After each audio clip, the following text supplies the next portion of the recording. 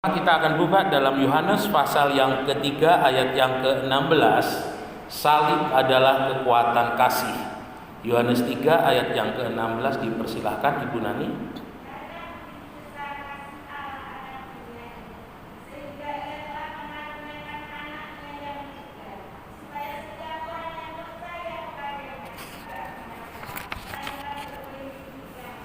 Iya, terima kasih. Saya ingin mendahului khotbah ini dengan satu kisah, di mana kisah ini saya lupa saya ambil dari mana atau saya baca dari mana, saya lupa bukunya. Tetapi kisah yang saya sampaikan pagi hari ini pernah saya sampaikan di sebuah sekolah Kristen di daerah Petaling di Malaysia. Kurang lebih waktu itu gabungan SMP dan SMA hampir 1.500 siswa yang hadir. Ya, saya ingat betul. Dia punya aula besar sekali dan ada banyak anak, kurang lebih hampir 1.500 waktu itu, tahun 2010 bulan Juli, ketika saya ada pelayanan kurang lebih 2 minggu di daerah Malaysia dan di Penang waktu itu. Nah, kisah ini demikian. Pada suatu saat ada 2 orang anak kembar di sebuah panti asuhan, ya. Dan pada saat itu juga bersamaan ada 2 keluarga yang latar belakangnya berbeda datang ke panti asuhan itu untuk dia mau mengadopsi anak yang ada di sana. Dan kebetulan 2 anak kembar itu yang menjadi giliran hari itu dia akan diadopsi. Usianya masih kecil sekali, karena dia diserahkan oleh ibunya karena ketidakmampuan, ketidakberdayaan secara ekonomi, dan akhirnya anak yang masih dalam kandungan itu sudah dibiayai sampai lahir, lalu diambil hak asuhnya oleh panti asuhan. Dan waktu itu secara bersamaan ada 2 keluarga. Yang satu adalah keluarga seorang pendeta yang datang ke sana untuk mengambil anak untuk diadopsi, dan yang satu adalah keluarga daripada gangster. Saudara, ini jelas satu hal yang berbeda, dan itu nanti akan mempengaruhi di dalam kehidupan kedua anak yang diadopsi. Singkat cerita, masing-masing anak itu sudah dibawa, dan masing-masing anak itu sudah sangat-sangat mereka tidak terlalu memikirkan satu dengan yang lainnya. Dan anak seorang hamba Tuhan ini dia menjadi seorang hamba Tuhan yang luar biasa, dan anak daripada gangster ini dia juga menjadi gangster yang luar biasa. Sampai suatu ketika anak daripada gangster ini, dia karena sudah menjadi seorang gangster, dia tertangkap dan dia dimasukkan di dalam penjara, dan dia sudah divonis karena terlalu besar kejahatannya, dia harus menjalani eksekusi hukuman mati. Dan tanpa diketahui, tanpa bagaimana asal-usul ceritanya, saudara kembarnya menjadi seorang hamba Tuhan yang melayani di tempat itu. Dan kebetulan saudara kembarnya ini dia adalah seorang hamba Tuhan yang juga melayani di lembaga pemasyarakatan. Dan akhirnya sebelum eksekusi itu dijatuhkan, maka gangster ini ditanya, kamu mau dibimbing secara apa? Dia bilang, saya mau dibimbing secara Kristen, ya. Akhirnya saudara kembarnya ini dipanggil untuk membimbing daripada gangster ini untuk istilahnya persiapan menjelang eksekusi mati. Nah, satu hal yang menarik ketika mereka berjumpa, mereka kaget karena ternyata ada persamaan fisik. Ini seperti cucu daripada Bu Win ini, ya. Jadi persamaan fisik, ya. Jadi itu membuat mereka terkejut, lalu mereka mencoba untuk bercerita sejenak. Akhirnya mereka sadar, mereka tahu bahwa mereka sama-sama diambil dari panti asuhan yang sama, dan mereka akhirnya berpelukan, mereka menangis dengan luar biasa sekali. Nah, Bapak Ibu Saudara sekalian yang dikasihi oleh Tuhan, ternyata saudara gambarnya yang menjadi seorang hamba Tuhan ketika dia melihat saudara kembarnya yang menjadi gangster akan dihukum mati. Artinya ketika dia menjadi seorang yang dihukum mati dan orang yang tidak percaya, ya, dalam arti karena kejahatannya yang luar biasa itu, artinya dia mati total kalau boleh dibilang. Dan apa yang dilakukan oleh hamba Tuhan, saudara kembarnya yang hamba Tuhan ini. Dia katakan, saudaraku, keselamatan di dalam Yesus itu sudah aku terima, dan hari ini aku mau kamu pun juga diselamatkan oleh Tuhan. Tapi tidak ada waktu untuk kamu boleh percaya kepada Tuhan, tidak ada waktu untuk kamu boleh mengenal Tuhan, karena waktunya begitu singkat. Lalu saudaranya bilang, tolong kenakan bajumu, kita tukar baju. Bajuku kamu pakai, bajumu aku pakai. Besok yang dieksekusi biar aku, karena ketika besok dieksekusi aku selamat. Tetapi kalau besok yang kamu yang dieksekusi, kamu tidak akan selamat. Ya, saya ingat ketika sampai di episode ini, saya memang waktu itu minta di translator bahasa Inggris karena sekolahnya ini sekolah internasional. Jadi ketika saya mencoba mendramatisirkan, itu lucu saudara, beberapa anak itu mungkin sampai berapa ratus itu mereka bisa sesenggukan begitu ya. Lalu kemudian mereka tukar baju, dan ketika keluar itu adalah yang gangsternya, sementara yang masih tinggal di penjara itu adalah hamba Tuhan atau pendeta. Dan singkat cerita, dari kejauhan si gangster yang pakai baju pendeta ini, dia mendengar bagaimana saudaranya itu ditembak, dieksekusi mati. Dia berkata, Tuhan terima kasih, oleh karena pengorbanan saudaraku, aku boleh mendapat kesempatan untuk diselamatkan. Dan singkat cerita, si gangster ini akhirnya dia benar-benar menjadi seorang hamba Tuhan, dan dia harus diselamatkan. Bapak Ibu yang dikasihi oleh Tuhan, ketika berbicara mengenai kasih, mengenai salib, apa sih sebenarnya yang menarik daripada salib? Kita harus sadar bahwa dalam kehidupan Kristen, di atas kehidupannya yang ada berkat, ada pertolongan, ada mujizat, ada kuasa Tuhan yang luar biasa, maka kita harus ingat baik-baik, ada sebuah pondasi yang tidak boleh kita lupakan untuk kita bangun terus, dan pondasi itu adalah kasih. Ya, firman Tuhan mengajar kasih itu adalah dasar dari segala sesuatu yang ada. Mengapa demikian? Karena dengan adanya dasar kasih dalam kehidupan orang percaya, maka segala yang dilakukan, segala yang dikerjakannya itu adalah segala yang dikerjakan sesuai dengan hati yang murni, hati yang tulus, hati yang hanya untuk kemuliaan Tuhan. Dan di sini kita boleh melihat bahwa hal yang pertama, kekuatan salib itu dalam kasih itu adalah bahwa kasih itu berkorban. Ya, sesuatu yang dikatakan kasih tanpa sebuah pengorbanan hanya manis di bibir, tapi tidak sampai di dalam relung hati yang paling dalam, tanpa ada sebuah action, tanpa sebuah tindakan, maka kasih itu menjadi tanda tanya. Kasih itu adalah sebuah pengorbanan. Ya, ada sesuatu yang kita bayarkan untuk sebuah kasih, ada sesuatu yang kita lakukan untuk sebuah kasih. Seorang suami yang mengatakan kepada istrinya, aku mengasihimu, ya, tanpa setiap pagi dia mengecup keningnya dan mengatakan, selamat pagi sayangku, selamat pagi bebekku, mungkin seperti itu. Saya meragukan apakah saudara mengasihi pasangan saudara. Ada banyak keluarga-keluarga Kristen mulai meninggalkan ketika mereka mengalami kasih mula-mula, kasih awal-awal ketika mereka pengantin baru. Mereka mulai meninggalkan itu. Dalam hubungan suami istri yang tidak boleh berubah itu adalah kasih. Usia boleh bertambah, rambut boleh putih, mungkin body penganan memekar ke kanan ke kiri boleh terjadi, tapi kasih jangan pernah berubah. Kasih itu tetap harus ditunjukkan oleh masing-masing pasangan, dan itu akan menjadi sebuah awal yang membuat satu hari itu menjadi satu hari yang indah, satu hari yang luar biasa. Adakah kasih itu sudah saudara nyatakan sampai hari ini? Ataukah rumah tangga saudara hanya sekedar rumah tangga yang terbiasa, sudah biasa? Karena sudah biasa ketemu, sudah biasa, semuanya sudah biasa, tidak ada arti apa-apa.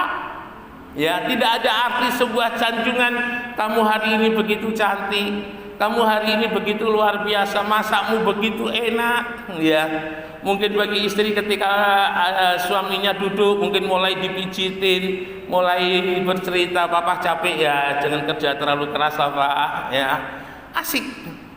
Cinta itu butuh sebuah pengorbanan.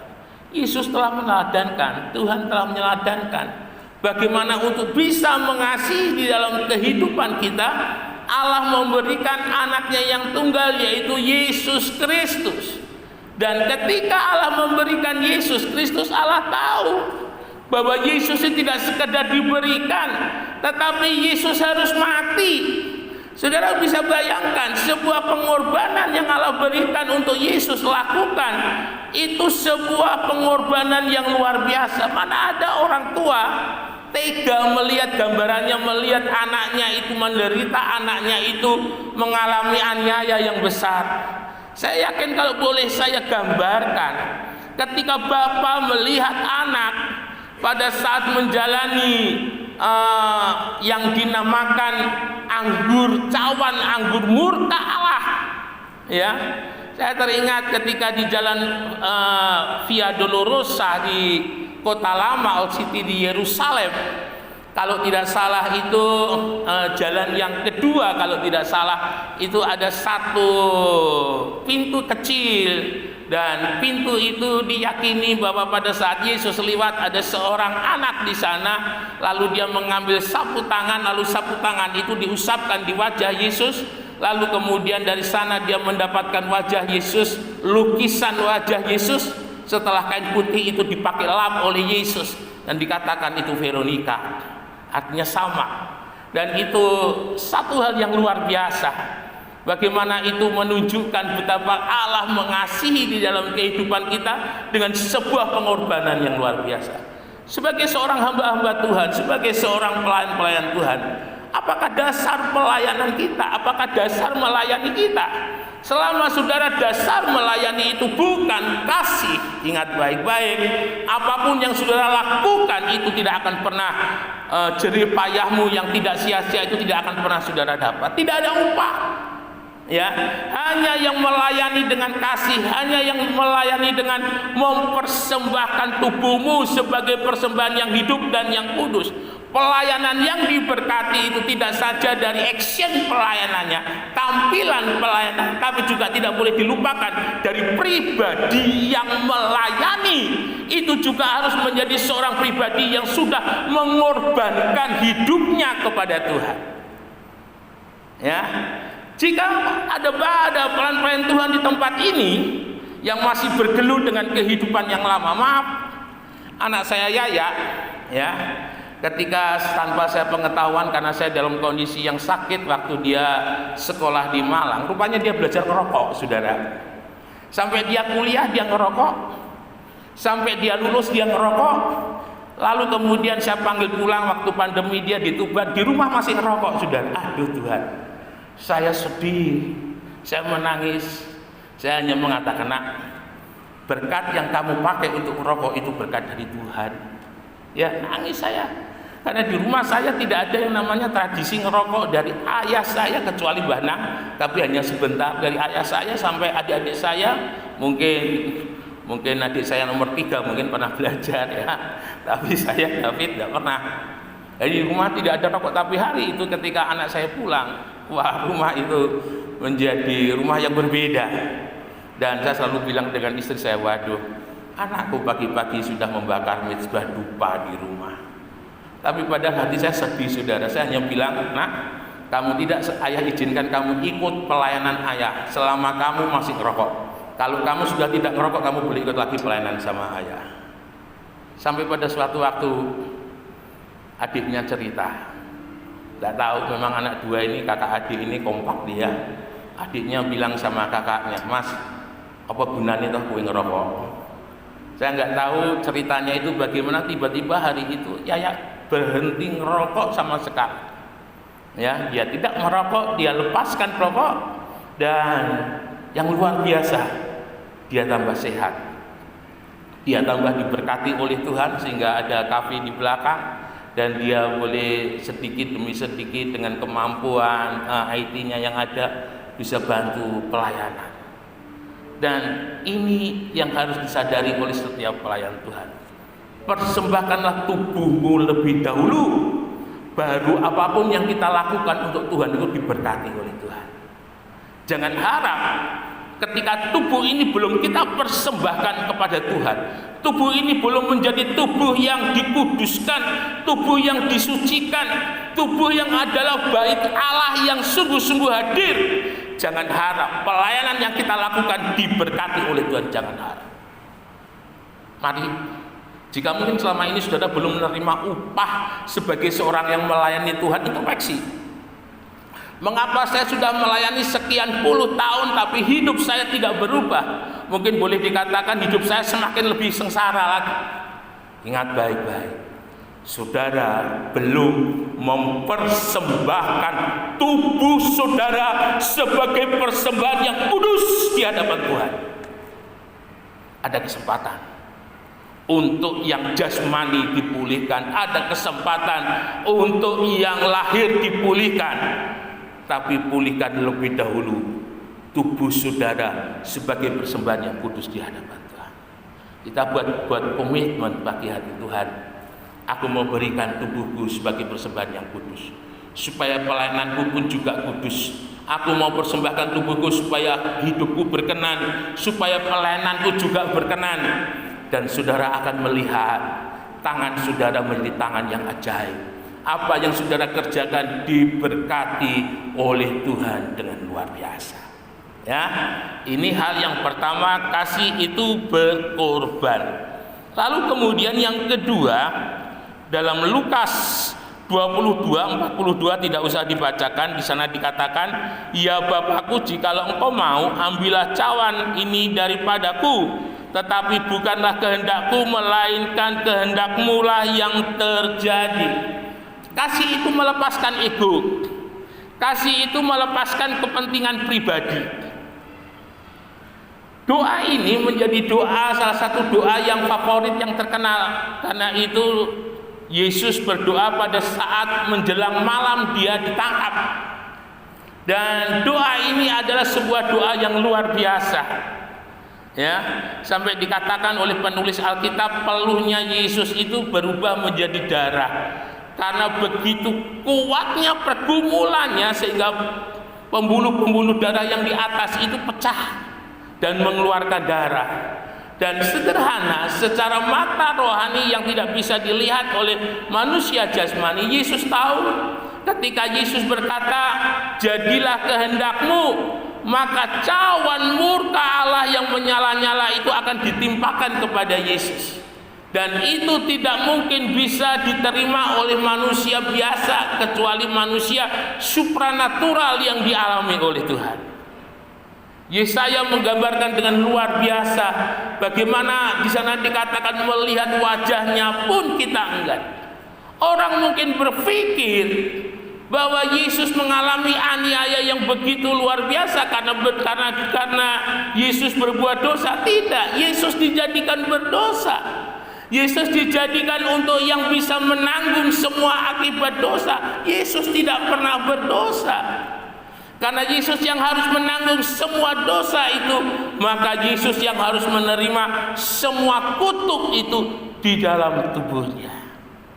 Saudara, ada yang sering saya saksikan di ruang besar daripada Imam Kayafas. Itu ada sebuah komplek begitu di sana yang diyakini bahwa itu adalah rumah Imam Kayafas. Karena di bawah rumah daripada Imam Kayafas itu ada sebuah sumur, dan sumur itu adalah untuk meletakkan, untuk menaruh orang-orang yang belum diadili. Jadi ketika dibawa dalam rumah imam itu, di halaman depannya itu terpidana itu dilempar di situ, dan itu menunggu. Kalau Imam Kayafas melihat, barulah diadakan proses pengadilan secara agama. Ya. Dan pada waktu Yesus, sebelum dia diproses, Yesus sudah dicambuk. Ya. Dan konon sampai hari ini kalau Bapak nanti Ibu saudara ke Israel, ada tempat di Imam Kayafas. Bapak Ibu saudara coba turun dan melihat tempat ruangan Yesus di penjara, maka Bapak Ibu Saudara akan mendapati di sana ada sebuah puncratan ya, muncrat begitu, dan itu diyakini itu sebagai darah daripada Yesus. Karena itu Yesus menjadi orang yang terakhir dicambuk di tempat itu. Setelah itu terjadi pemberontakan dan akhirnya tembok Yerusalem dirobohkan dan dikuasai dan dihancurkan oleh Romawi. Nah, ketika saya mencoba melihat itu, ya, dan di sana juga ada sebuah ini ya, mungkin karena Yesus terlungkup begitu, lalu kemudian ada darah-darahnya itu menyerupai tubuh daripada manusia. Dan ketika saya mencoba membayangkan kondisi di dalam penjara itu, saya bisa membayangkan luar biasanya penderitaan itu. Dan ketika Imam Kayafas melihat, lalu kemudian Yesus mulai diadili, dan dengan pertanyaan yang sama, alasan mengapa Yesus ditanya, apakah engkau anak Allah? Yesus jawab iya. Sampai akhirnya dia dihajar lagi, dibawa ke Pilatus dihajar, dibawa ke Herodes dihajar, dibawa ke Pilatus lagi dihajar, sampai akhirnya disalib. Dan sepanjang jalan Via Dolorosa itu mungkin kurang lebih sekitar hampir 4 sampai 5 kilo itu jalan Via Dolorosa itu. Sepanjang jalan itu Yesus mengalami aniaya yang luar biasa. Ya, dan sampai akhirnya Yesus disalib, dan sampai akhirnya Yesus berkata tetelestai, sudah selesai, sudah genap, semua dosa kita sudah ditanggung, semua kutuk dosa sudah ditanggung oleh kemenangan daripada salib Tuhan. Yesus sadar kalau Yesus waktu itu berkata, Tuhan aku nggak mau, Tuhan itu sakit, artinya Yesus tidak mau melepaskan egonya, tidak mau melepaskan kenyamanannya, maka tidak akan pernah ada keselamatan yang kita terima hari ini. Tapi hari itu Yesus berkata, ya Bapa, jadilah kehendak-Mu. Yesus yang harus menanggung semuanya. Dan Bapak Ibu Saudara yang dikasihi oleh Tuhan, itulah kasih. Kasih daripada Tuhan yang melepaskan egonya, yang melepaskan hak-haknya, yang melepaskan kehormatannya, yang melepaskan harga dirinya, semua dilepaskan untuk pengorbanannya di atas kayu salib. Dalam sebuah hubungan rumah tangga itu ada istilah yang seringkali saya katakan, pasangan itu harus mau menerima kelebihan dan kekurangan mereka yang menjadi pasangan kita.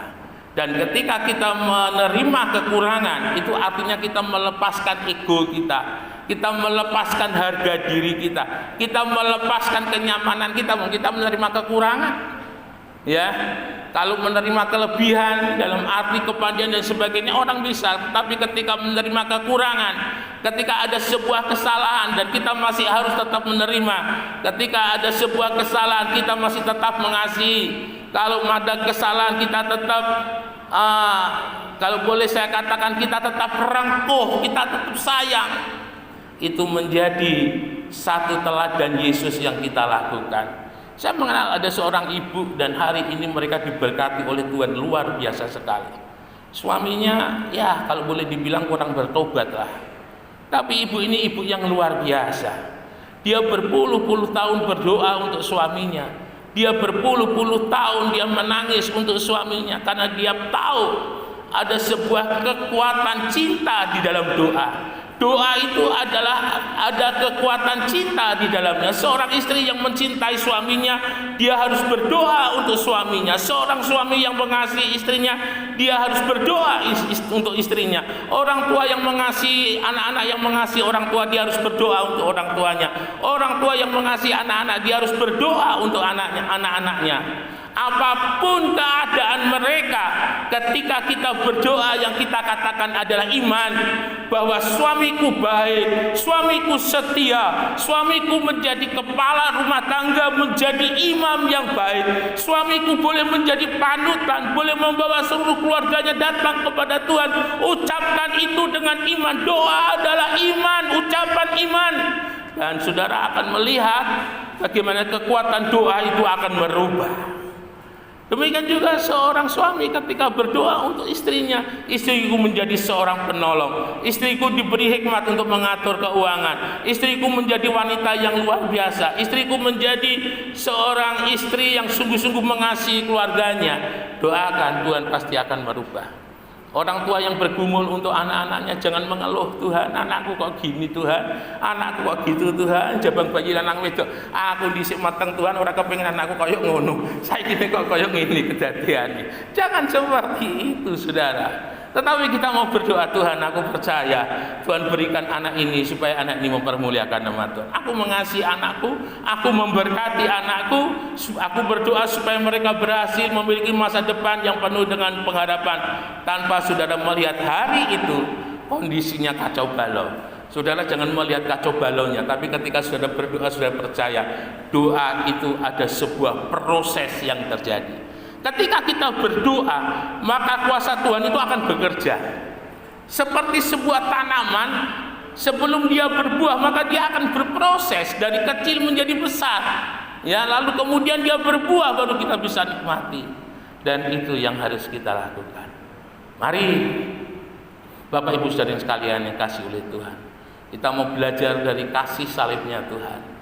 Ya, kasih yang mau berkorban, kasih yang melepaskan ego. Dan kita mau bangun rumah tangga kita menjadi rumah tangga yang kuat. Kita bangun menjadi keluarga yang kuat, keluarga yang mengasihi Tuhan, keluarga yang takut akan Tuhan. Karena hari-hari ini tanpa berpengharapan kepada Tuhan, tanpa berpegang kepada Tuhan, kita bukan apa-apa, kita bukan siapa-siapa.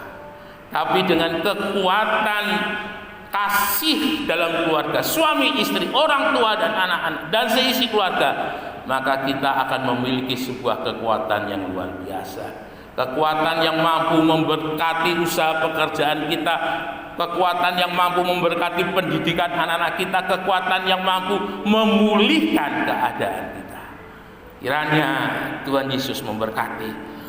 Mari kita sama-sama bangkit berdiri. Kita naikkan pujian kasih dari